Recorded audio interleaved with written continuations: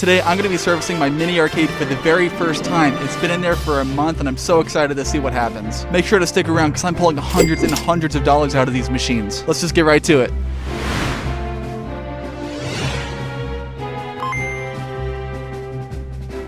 Hey guys, it's C from Vending Club and welcome to another video. I've been really busy this last month and a half, so that's why there haven't been any videos, but we have a lot to talk about. First and most obvious, I now have a mini arcade with about 8 machines total. This one on screen is a $2 win every time rubber duck machine that I have in the second art studio that I talked about in my last video.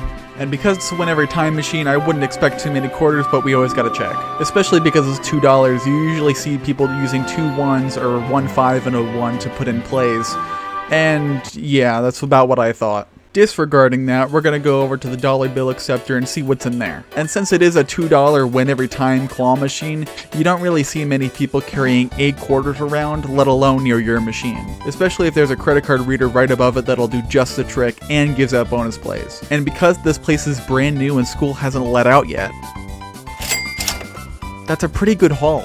Most people did in fact play using their debit or credit card because of the bonus plays. But this amount of cash is nothing to laugh at, especially because of that. I do appreciate that the very first bill that was put into it on the grand opening day was a $5 bill, insinuating that they left either a dollar credit on there for the next person, or they put in another dollar of their own for a third rubber duck. Our next machine is yet another win every time machine, however, instead of rubber ducks, it's licensed Mario and SpongeBob merchandise. And of course, because I do buy these for an average of $2.50 per, I do have to make it a $5 per play claw machine. And because there were no quarters on the $2 play claw machine, I don't expect there to be any quarters in this whatsoever. But again, we still have to check. With these bigger machines, I always appreciate the 2 lock mechanism. It gives me a better sense of security, especially because someone needs 2 of the same key as well as the key to the disc lock I just took off to get inside. Once we're inside this machine, let's take a look at the quarters, and obviously there's no quarters inside of it, but if you come and look at the dollar bill acceptor, you're going to see that there's a good chunk of bills in there, especially because it's mostly 5s and 10s. Guys, this is a $5 a play claw machine. People are going to be putting $5, $10, even maybe $20 bills in there just so that they can play a few times on this machine. Even though people win every time, it's still nice to have winners on claw machines because it attracts attention. One of the biggest deterrents for parents when kids want to play claw machines is that the parent is worried that the kid is going to walk away from it more upset than they already were if they didn't play it at all. If it's a machine that you literally cannot lose on, that goes away. Moving on from claw machines for just a second, we're going to exit the art studio and we're going to see our classic triple shop candy machine with M&M's, Mike and Ike's, and Skittles. Skittles are looking a little bit low, but they are kind of expensive and I didn't know what the demand would be, so I went ahead and filled it about halfway, but we're going to turn this around and see what it made. Unlike our last 2 machines, I am expecting at least some quarters in here, and yeah, that's some quarters, I'll take that. Now this candy machine is not going to be a huge winner, especially because there is a vending machine in the building which I also service, so you know, any quarters I can get on this machine I'll definitely take. Also considering that this candy machine doesn't give me as high as profits as that vending machine, so I'm perfectly fine with the vending machine getting more attention anyways. And of course we gotta do Eli Quick Play's patented tilt. I did not get permission for this, so do not tell him. I do not want to go back to jail. But as soon as we do that, we're going to see that it looks a whole lot better. We're going to spin it right back around and put it back in its position. And that's it for the art studio side. Let's go to the axe throwing side. The first machine we're going to be servicing on the axe throwing side is this spaced out 14-inch mini claw machine from CandyMachines.com. Shout out Andy, the new owner of CandyMachines.com, for hooking me up with all the machines you're about to see. He gave me a great deal, and he might give you a great deal as well, so make sure you join the Discord server down below where you can get updates and stuff like that from him and all the other vendors. Now, while I was setting up this arcade, this was the machine I paid the least amount of attention to, because I have a whole lot of machines that you'll see coming up. This one kind of just wasn't in my mind. So at the last minute, I just put some merchandise from the axe throwing center we were in there, hoping that people would like to get some stuff for cheaper. But what you're about to see is a reflection of that lack of foresight, let's say. Because although it is $1 a play, I did get some credit card sales. However, there's only $1 in this machine. That machine was a wrong point to start on, but we're going to move swiftly on to our mini magic cut, also by CandyMachines.com. Now the grand prize is an axe. These are an official brand that the Axe House recommended to me, so I bought them on Amazon, and I actually put one in with a plush from Five Nights at Freddy's. However, we actually already had a winner on that, so in an emergency, I pulled out the last axe I had in my car and put it back in there minutes after the winner had won. Now, this is $1 a play, so we should be expecting some quarters, right?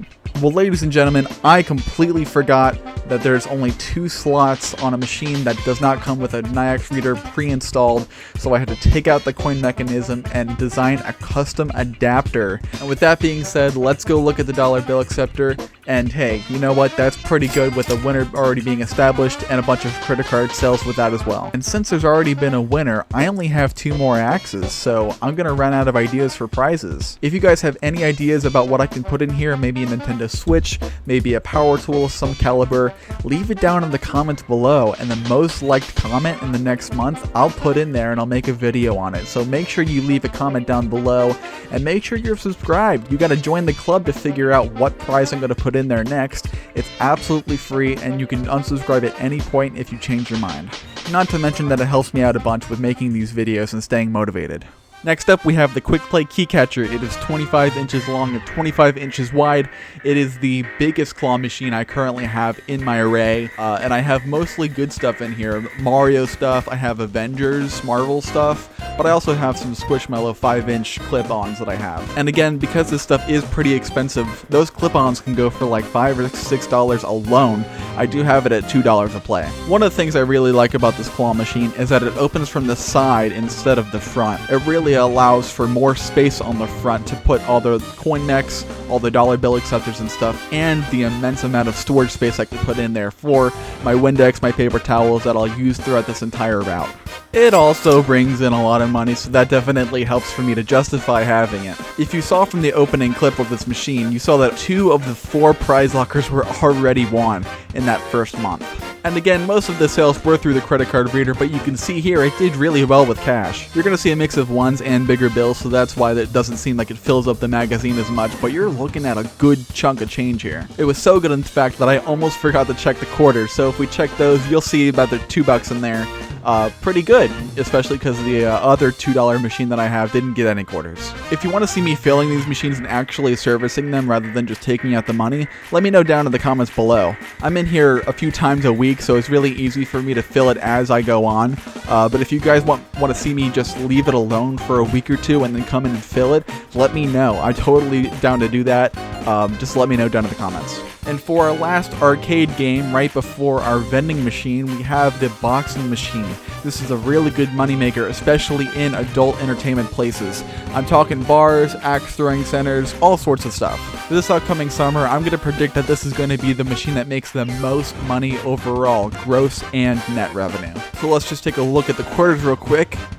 Or should I say quarter? I don't know why there's only 1 quarter in here. The screen inside of the machine says that there's 0 quarters in there, so I have no idea how there was a single quarter in there. But it's 25 cents, so I'll just take it. Moving on, we're gonna go look at the DBA, and yeah, I think that's the biggest stack we've seen so far, apart from the vending machine. But for this, it is mostly ones because it is $1 a play, but I do see a few 5s in there, so we'll definitely take that. The thing I really like about the boxing machine is that even though it's the most expensive machine I've bought by far, it has absolutely 0 operating costs, meaning that what you see me pulling out of this machine is 100% profit, apart from commission. It's a lot more satisfying for me to pull out this cash knowing that 100% of it is profit, rather than the vending machine or the Quick Play Key Catcher pulling it out and knowing that roughly half of it is going to be going to costs. And last, but certainly not least, we have our Witten Futura Combo Vending Machine. As you can see, there's quite a variety of stuff in here because this is mostly a warehouse area. There's not much stores or convenience areas that you can go to get stuff outside of here. Anyways, if we direct our attention to the coin collector, you're going to see there's mostly nickels and dimes in there. And because people are using mostly bills, we gotta expect a lot of them.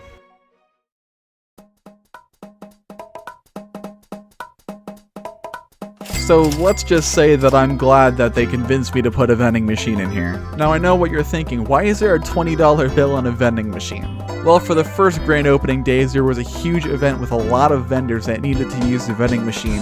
However, people only had larger bills that they couldn't use it with. So I decided to make change with what was already in there. And it was a great idea because look at how many bills there are in here. From what you could tell from the arcade games, there weren't much people in the first month. However, the employees absolutely loved this machine. They loved it so much that I actually had to come back and refill the quarters because of how many bills they were using. But anyways, since that was the last machine, I really appreciate you guys for watching the video this far, and if you could leave a like and subscribe, it would absolutely make my day. My original goal for this channel was to upload every week, but because of the amount of quality that I put in my videos, I've actually scrapped a lot of footage because I didn't think it was good enough. At this point, I'm just going to try and get a video out every month, maybe even 2 if I can, but a lot of this is really hard work, so I'd really appreciate it if you guys stuck around. And that's going to be it from me for this video, so I really appreciate you guys for watching. Hopefully I'll see you later this month, but if not, just expect a video in the first week of July. See ya!